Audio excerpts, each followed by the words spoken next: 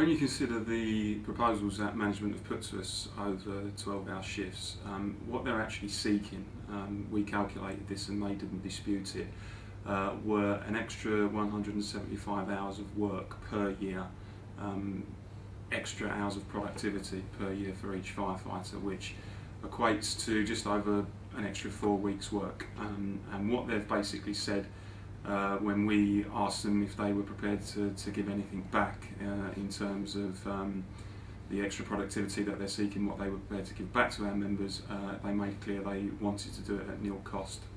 So in other words, what they're effectively saying to our members is, we want you to work harder for 4.5 weeks almost per year, but we don't want to give you anything back, in remuneration or any other means. And we made it clear to management that the very idea that they can come to our members in the current climate, when morale is quite low anyway, members are pretty angry at management because of the way they've been treated, and ask for an extra 4.5 weeks work per year from each firefighter for nothing, is perverse. It isn't something that's going to happen. Our members are not particularly in a charitable mood when it comes to relations with management at the moment. We are completely unpersuaded of the need for 12-hour shifts in London. We regarded it when it was first proposed, and we still regard it today as a means by which management can reduce fire cover, take certain fire engines off the run at night, close certain fire stations at night, as a means of reducing establishment levels, and we know the impact it will have on people's domestic circumstances as well. So they haven't won the argument for 12-hour shifts. They haven't convinced our members. The idea that our members are prepared to do them a favour by agreeing to amend their contracts for absolutely nothing in return is fanciful, and we're very strong on it. We've made it clear to management we will not entertain 12-hour shifts. Our members have told us that. We've passed that on to management, and we would urge them even now to withdraw the proposals.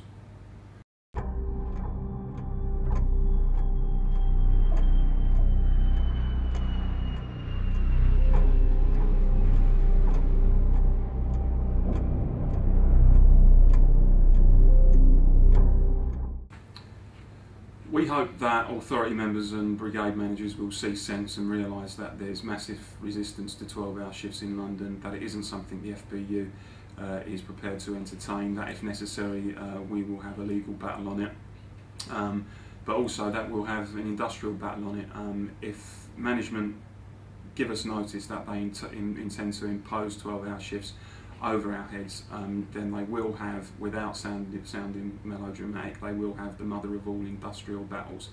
And that's because our members know what the impacts of 12-hour shifts will be in terms of their personal lives and the problems it would cause, and the impact in terms of giving management the flexibility to reduce fire cover throughout London.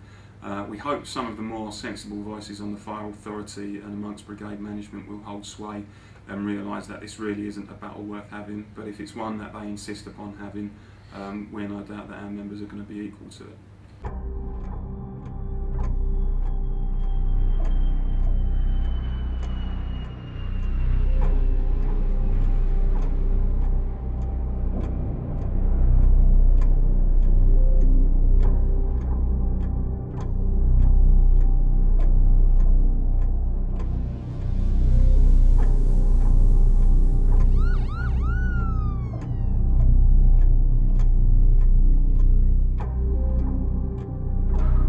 We've always said to management, put proposals to us, and like any proper trade union, we'll take them back to the membership and ask the members' view.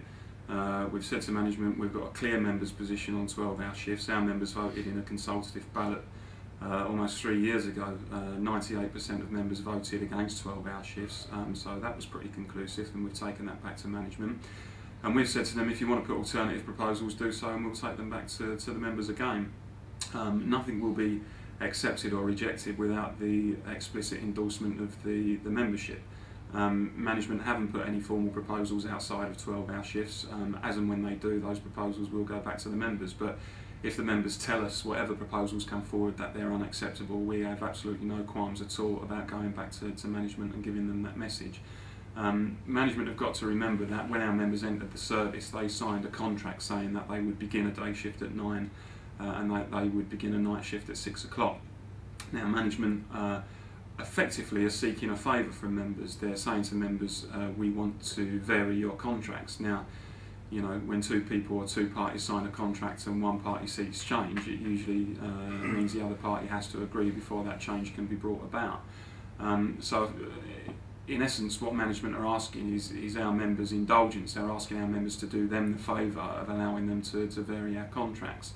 Now, if we could see the need for it, and if the reasons that they gave were persuasive, I'm sure members would be happy to entertain those sorts of proposals. But the proposals in respect to 12-hour shifts are completely unconvincing. There is an agenda at work. We know what that agenda is in terms of giving more flexibility to reduce fire cover across London and to reduce establishment levels and things like that.